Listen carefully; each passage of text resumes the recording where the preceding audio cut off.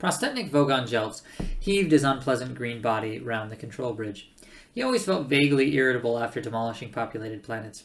He wished that someone would come and tell him that it was all wrong so that he could shout at them and feel better. He flopped as heavily as he could onto his control seat in the hopes it would break and give him something to be genuinely angry about, but it only gave a complaining sort of creak. Go away! Go away! He shouted at a young Vogon guard who entered the bridge at that moment. The guard vanished immediately, feeling rather relieved. He was glad it wasn't now him who had delivered the report they just received.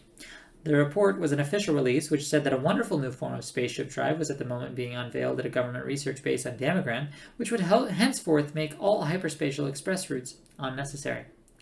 Another door slid open, but this time the Vogon captain didn't shout, because it was the door from the galley quarters where the Dentrasi prepared his meals. A meal would be most welcome. A huge furry creature bounded through the door with his lunch tray. It was grinning like a maniac. Prostetnik Vogon Jeltz was delighted. He knew that when a Dentrasi looked that pleased with itself, there was something going on somewhere on the ship that he could get very angry indeed about. Ford and Arthur stared around them. Well, what do you think? It's all a bit squalid, isn't it? Ford frowned at the grubby mattresses, unwashed cups, and unidentifiable bits of smelly alien underwear that lay around the cramped cabin. Well, it's a working ship, you see, said Ford. These are Dentrasi sleeping quarters. I thought you said they were called Vogons or something. Yeah, said Ford. The Vogons run the ship, the Dentrasi are the cooks. They let us on board. I'm confused, said Arthur. Here, have a look at this, said Ford. He sat down on one of the mattresses and rummaged about in his satchel. Arthur prodded the mattress nervously and then sat on it himself. In fact, he had very little to be nervous about, because all mattresses grown in the swamps of Scornshella Zeta are very thoroughly killed and dried before being put into service. Very few had ever come to life again. Ford handed the book to Arthur. What is it? Said Arthur. The Hitch-Hiker's Guide to the Galaxy. It's a sort of electronic book.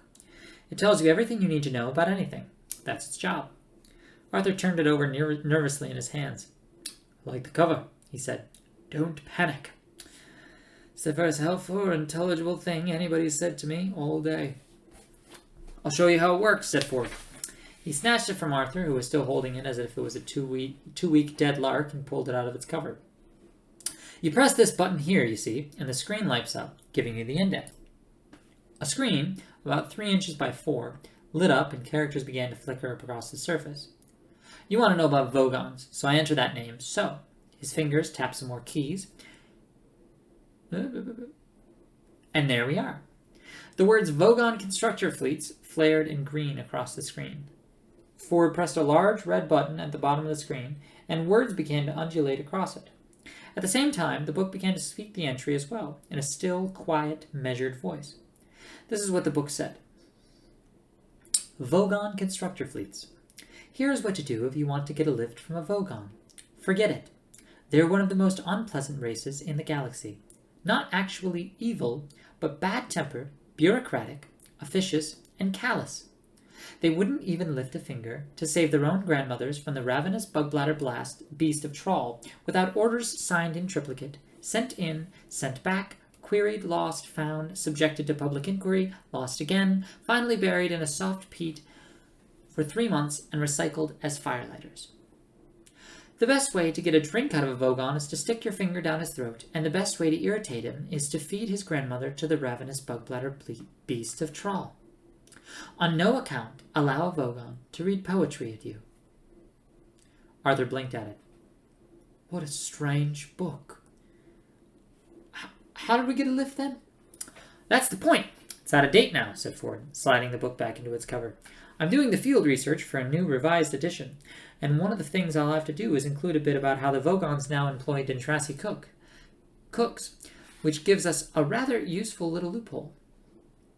A pained expression crossed Arthur's face. But who are the Dentrasi? He said. Great guys, said Ford. They are the best cooks and the best drinks mixers, and they don't give a wet slab about anything else.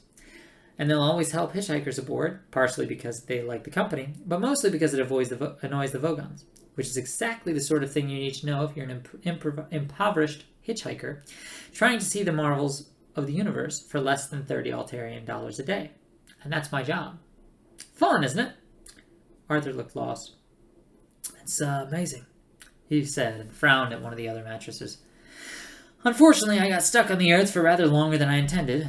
I came for a week, but got stuck for 15 years. But how did you get there in the first place, then? Easy, got a lift with a teaser. A teaser? Yeah. What is a teaser? Teasers are usually rich kids with nothing to do.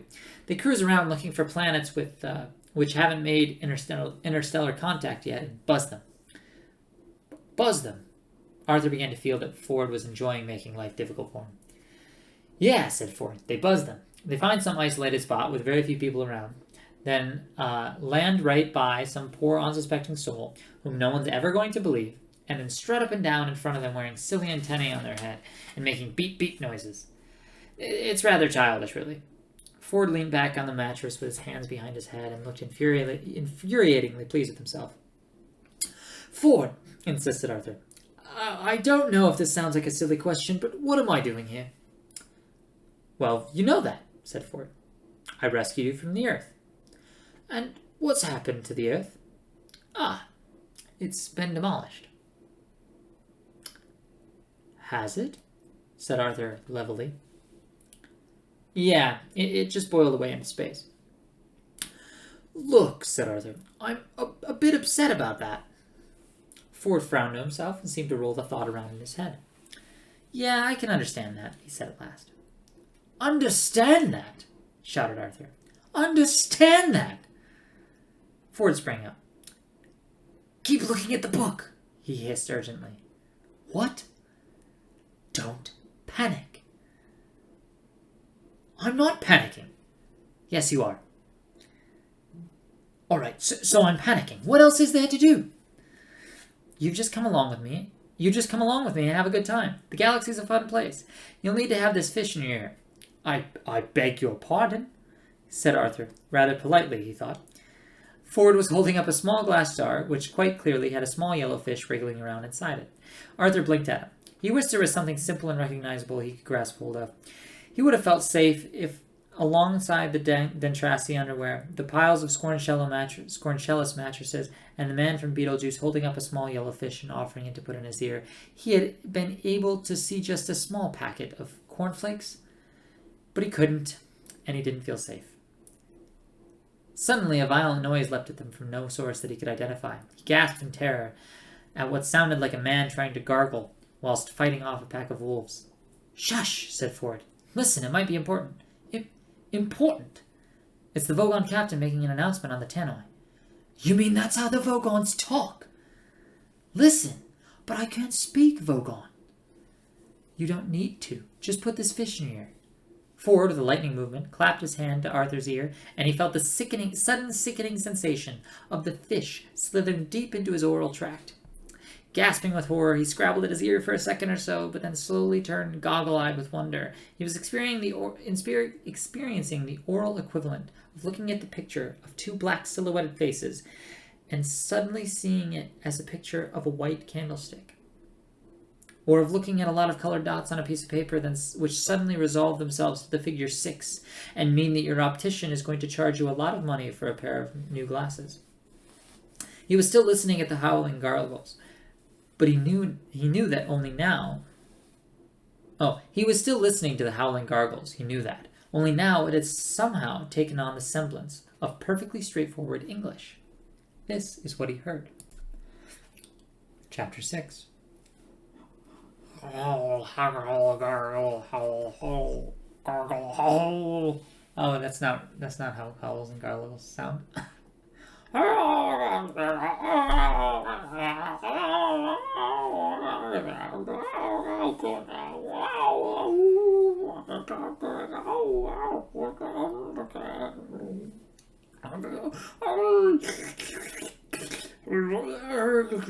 Should have a good time. Message repeats. This is your captain speaking, so stop whatever you're doing and pay attention. First of all, I see from your instruments that you have I see from our instruments that we have a couple of hitchhikers on board. Hello, wherever you are. I just want to make it totally clear that you are not at all welcome. I worked hard to get where I am today, and I didn't become a captain of a Vogon constructor ship simply so I could turn it into a taxi service for a load of degenerate freeloaders. I've sent out a search party, and as soon as they find you, I will put you off the ship. If you're very lucky, I might read you some of my poetry first. Secondly, we're about to jump into hyperspace for the journey to Barnard Star. On arrival, we will stay in the dock for 72-hour refit, and no one's to leave the ship during that time. I repeat, all planet leave is cancelled. I've just had an unhappy love affair, so I don't see why anybody else should have a good time. Message ends. The noise stopped. Arthur discovered to his embarrassment that he was lying curled up in a small ball on the floor with his arms wrapped around his head. He smiled weakly. "Charming man," he said. "I wish I had a daughter, so I could forbid her to marry one." "You wouldn't need to," said Ford. "They've got as much sex appeal as a road accident." "No, don't move," he said as Arthur began to uncurl himself. "You'd better be prepared for the jump into hyperspace. It's unpleasantly, well, like being drunk." "What's so unpleasant about being drunk?" "You ask a glass of water." Arthur thought about this. "Ford," he asked. "Yeah?" "What's this fish doing in my ear?" "It's translating for you. It's a babble fish. Look it up in the book if you like." He tossed over the Hitchhiker's Guide to the Galaxy and then curled up in a fetal ball to prepare himself for the jump. At that moment, the bottom fell out of Arthur's mind. His eyes turned inside out. His feet began to leak out at the top of his head. The room folded flat around him, spun around, shifted out of existence, and left him sliding into his own navel. They were passing through hyperspace. "The babble fish," said the Hitchhiker's Guide to the Galaxy quietly, "is a small, yellow, and leech-like, and probably the oddest thing in the universe. It feeds on brainwave energy received not from its own carrier, but from those around it. It absorbs all unconscious mental frequencies from this brainwave energy to nourish itself with. It then excretes into the mind of its carrier a telepathic matrix formed by combining the conscious thought frequencies with nerve signals picked up from the speech centers of the brain which has supplied them. The practical upshot of all this is that if you stick a babblefish in your ear, you can instantly understand anything said to you in any form of language. The speech patterns you actually hear decode the brainwave matrix which has been fed into your mind by your babblefish. Now, it is such a bizarrely improbable coincidence that anything so mind-bogglingly useful could have evolved purely by chance that some thinkers have chosen to see it as a final and clinching proof of the non-existence of God. The argument goes something like this. "I refuse to prove that I exist," says God, "for proof denies faith, and without faith I am nothing. But," says man, "the babblefish is a dead giveaway, isn't it? It could not have evolved by chance. It proves you exist, and so therefore, by your own arguments, you don't." QED. "Oh dear," says God, "I had not thought of that," and promptly vanishes in a puff of logic. "Oh, that was easy," says man, and for an encore, goes on to prove that black is white, and gets himself killed on the next zebra crossing.